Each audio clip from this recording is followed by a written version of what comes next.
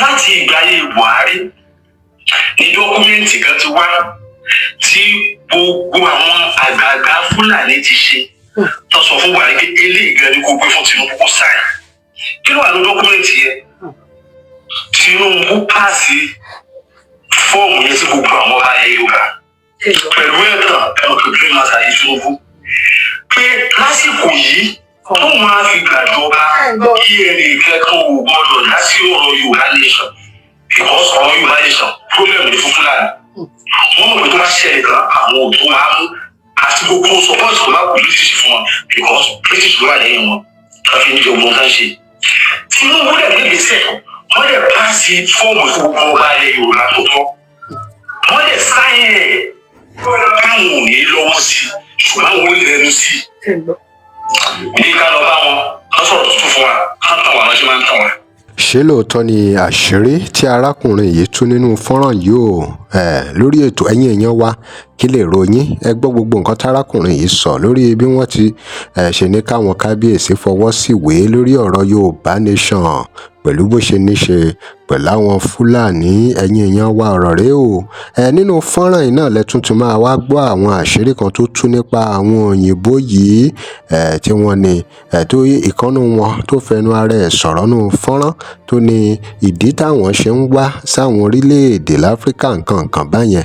kì í ṣe pé láti fún wọn ní ìjọba alágbádá o pé ṣùgbọ́n láti kó àwọn nǹkan àlùmọ́ọ́nì wọn báwo ló ṣe sọ gangan ọ̀nà owó ni ó láwọn máa ń gbà láti fi pẹ̀tù sí wọn nínú bí wọn bá wá gbọ́ ọ̀nà wo ni wọ́n lò láti fi ṣe ṣégè méje fún wọn ẹ̀yin èèyàn wa nǹkan bẹ́nu fọ́nrán yìí o ẹ wo nínú fọ́nrán yìí màmá yìí wọ́n yànnàná ọ̀rọ̀ wọ́n yànnàná ọ̀rọ̀ pàápàá lórí ọ̀rọ̀ àwọn kábíyèsí pé pẹ̀lú bọ́rọ̀ ṣe wá rí yìí ṣé ìjà ló kàn ìjà supremacy ló kàn ṣé òun ló yẹ kó máa wáyé láàrin àwọn ọba ńláńlá tó wà ní ilẹ̀ Yorùbá kí ló wá sọ kí ni màmá yìí sọ epo máa ṣẹlẹ̀ bí àwọn kábíyèsí yóò bá dáwọ́ ìjà wọn dúró kí ló máa ṣẹlẹ̀ ọ̀rọ̀ wo ni màmá yìí fi lẹ̀ fún ààrẹ Tinubu ẹ̀yin èèyàn wa nǹkan bẹ́nu fọ́nrán yìí o ẹ gbọ́ ẹ̀kúnrẹ́rẹ́ lẹ́nu màmá Ajé Olókun.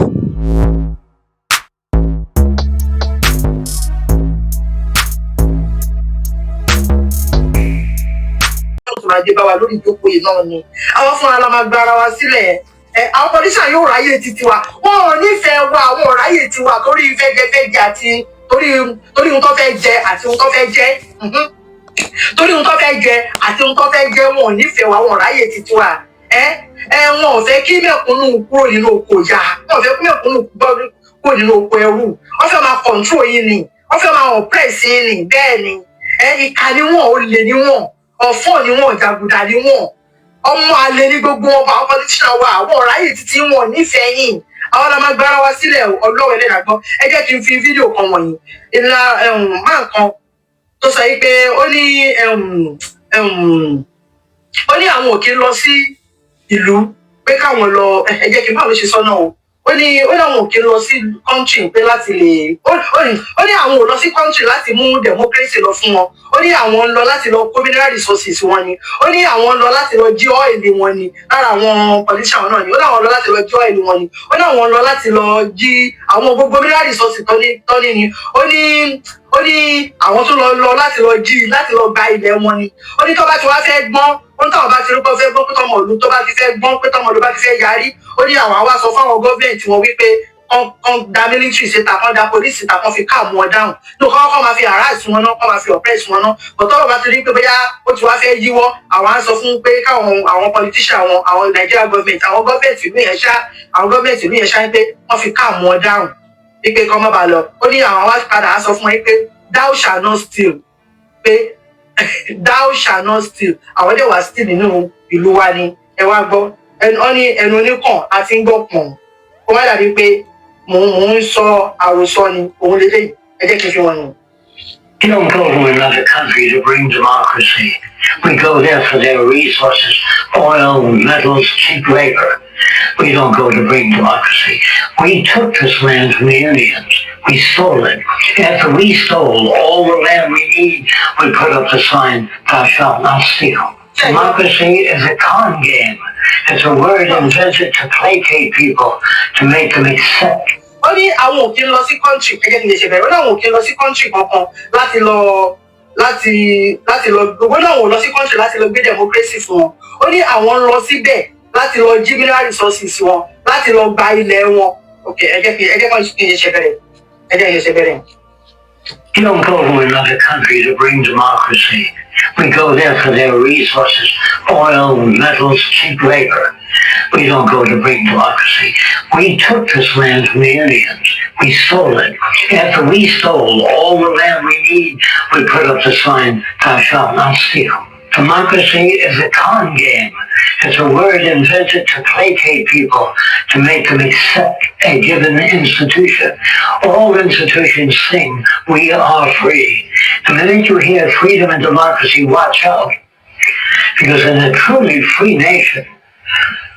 no one has to tell you you're free. Well, this system right now is moving toward fascism, cutting back on the freedoms, what little freedoms we had. We never had complete freedom. Social change cannot come about through the intellect. It comes about by people suffering. And the more people that are laid off, the more they lose respect for an existing government, they will seek another direction. If there are too many people seek a new direction, then the existing government calls upon the military and police to manage society. That's called fascism. You don't go to another. Ó ní àwọn ò kí ń lọ sí another country. Ó ní àwọn lọ sí another country. Ó láwọn báwo lè sọ̀rọ̀. Ó ní we don't go to another country to bring them democracy. Ó ní we go there to only we go there for their resources. Ó láwọn lọ sí country ní fún resources wọn. Ó láwọn lọ jí oil wọn. Ó láwọn lọ jí metal wọn. Ó láwọn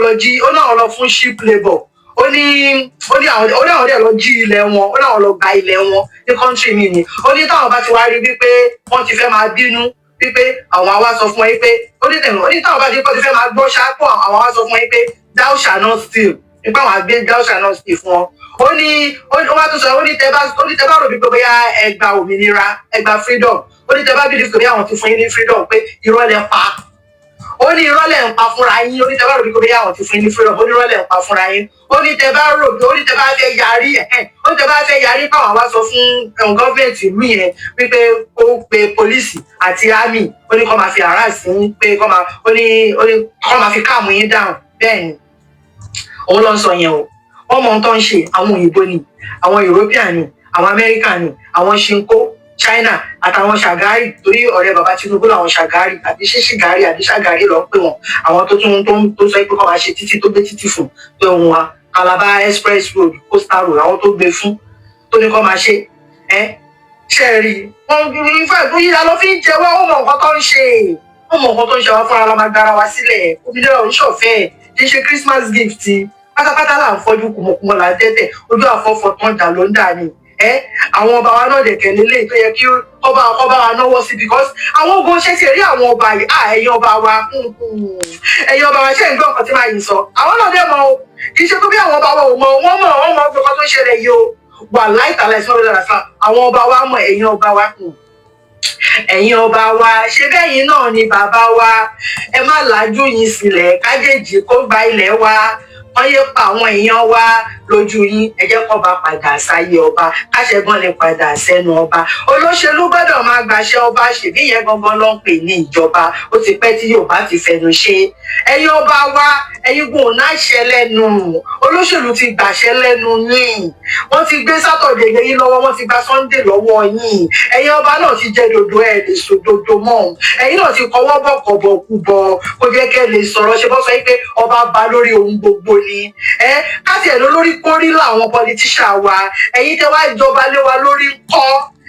ṣé kò yẹ kẹ́ kó wa kúrò nínú oko ẹrú ni ìyá dẹ̀ jẹ yín náà ìyá jẹ yín ìyá lẹ́yìn náà ń jẹ mọ̀ pé ìyá lẹ ń jẹ ìyá jẹ yín torí pé bó ṣe yẹ kẹ́ wà kọ́lẹ̀ wà yẹn kó lóṣèlú máa fún yín ní sálárì mọ iye tó lóṣèlú ń gbà ní mọ iye tó ń kó lẹ́yìn lọ́wọ́ ní ẹ̀yin ọba wa ìyá ń jẹ yín náà ìyá ń jẹ yín wàhálà ìyá jẹ ọmọkùnrin ètè yìí ìjàlẹ̀ ń jà síjà ló yẹ kẹ́ máa jà ìjà ló yẹ kẹ́ máa jà lọ́wọ́ ẹ̀ ṣé nǹkan tó pọ̀ nìyẹn supremacy sí ìkéjì kan tó kọ̀ nìyẹn wọ́n ń pa àwọn ọmọ yín wọ́n ti pa ogun ọkàn ní Kwara kò sọ́ba kankan tó jáde ṣé ti ẹ̀rẹ́yìn tẹ̀ ń gbèjà àwọn ọba ibi ìwọ́n ní sí tẹ̀ ṣe ń gbèjà àwọn ọba ṣé àwọn ọba kí ẹ̀ nípa titi yín ni tẹ̀ ń gbèjà àwọn ọba kí ló tẹ̀ ṣe ń gbèjà àwọn ọba ẹ má jẹ́ ká gbèjà àwọn ọba ẹ fi wọ́n sílẹ̀ wọ́n máa parí ẹ̀ àwọn ọba máa parí ẹ̀ wọ́n ò bá ara wọn jà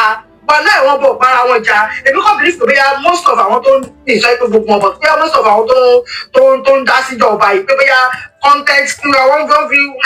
ń powó ni most of them fi ń powó ni bí ẹ ká máa dá síjà àwọn ọba ìṣeré ẹ ká máa pẹ̀lú sí wọn nù torí pé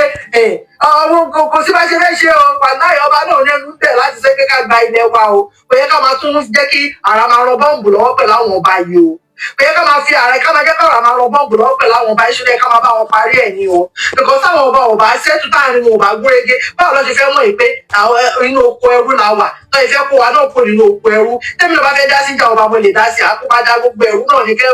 kí gbogbo ẹ̀ kí ló lè fa ọ̀sùn owó ibi tẹ́mi lọ lèmi lọ ò pé ká máa bá wọn dá sí ìjà ọba o wọ́n máa parí ẹ̀ ní ó dàbí tó bí àwa tá à ń sọ̀rọ̀ ìgbọ̀n àpàlà tó ń fẹ́ lójú fún ọgbọ̀n pàápàá tó láwọn bá sọ pé àwọn ò bára wọn jà bẹ́ẹ̀ ni àwọn àtẹ̀yìn jà kò sẹ́ni tó lè bá rẹ̀ kò sára máa ayé máa jà kò lè sájà máa rẹ̀ fine wọ́n lè fẹ́ níbi àbí sọ̀rọ̀ sáńdé níṣì tèmi ò mọ̀ but ó ti sẹ́ pé àwọn ò bára wọn jà mọ̀ pé pààlà tó máa fẹ́ lójú pààlà tó máa fẹ́ lójú ó pé ẹrú làwọn náà gbà ó pé ẹrú lọ ìwà yẹ ká máa bá wọn sẹ́tù ẹ̀ ní ìpẹ́ ká máa bá wọn fẹ́ lójú ẹ wò ẹ wá gbọ́ nǹkan kan tí mo ti ẹ̀ gbọ́ ní voice note kan mo gbọ́ voice note yẹn ni mo kàn wọ́n pé ó yẹ kí n play fáwọn tèmi náà kẹfà ìjọ torí Ọlọ́run ẹ farabalẹ̀ kẹ gbọ́ voice note yẹn tẹ́lẹ̀ mọ̀ pé àwọn ọba náà nínú pẹ̀lú lọ́fà àwọn ọba sí àwọn ọba yìí fún ara wọn náà dẹ̀ mọ̀ wọ́n sọ pé ẹ má wọ ẹnu onípọ̀ láti ń gbọ́ pọ̀n ẹ wá gbọ́ ẹ má jẹ̀. ní ìjọba tó ń darí ìlú yìí àtàwọn tó ń darí àwọn náà because ṣe Tinubu kiri káwọn fúláàgì náà káwà mẹ́ àwọn tó ń darí ìlú yìí ẹ̀ ní orúkọ wọn nínú ìsìnkà kámẹ́rà kì í lójú wọn àwọn kan máa pass information for president or anybody can have to lose one election. Now, láti ìgbà ayé Buhari ní dọ́kúmẹ́ǹtì kan ti wá tí gbogbo àwọn àgbààgbà Fúlàní ti ṣe tó sọ fún Buhari pé ilé ìgbẹ́ ní gbogbo fún Tinubu sáyà. Kí ló wà ní dọ́kúmẹ́ǹtì yẹn? Tinubu pàṣẹ fọ́ọ̀mù yẹn sí gbogbo àwọn ọba ilẹ̀ Yorùbá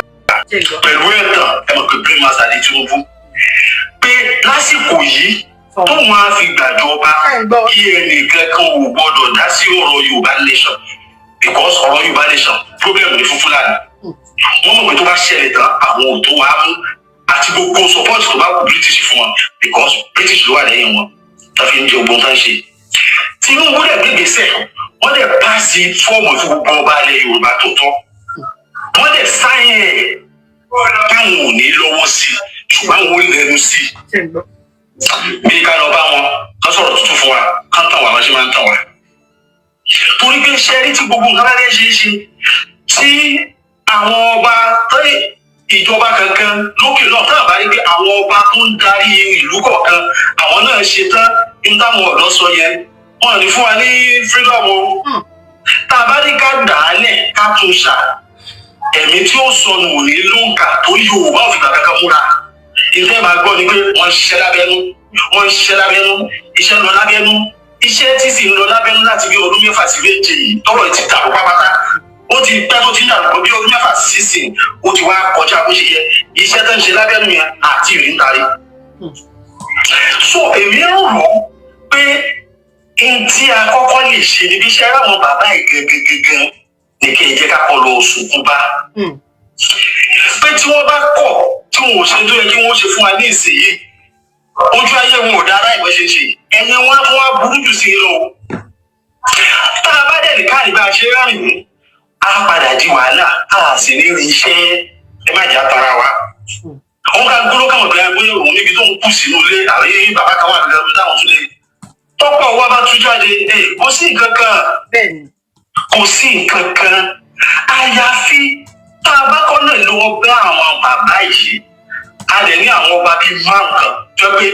mo gbà nínú ẹ̀mí mi àti information kan gbọ́ pé àwọn ọba yòókù wọ́n tún máa ń gbà fún wọn. tá a rí àwọn tó lè ní ju àwọn ìrìnàjò yẹn wà ní ọ̀rẹ́dì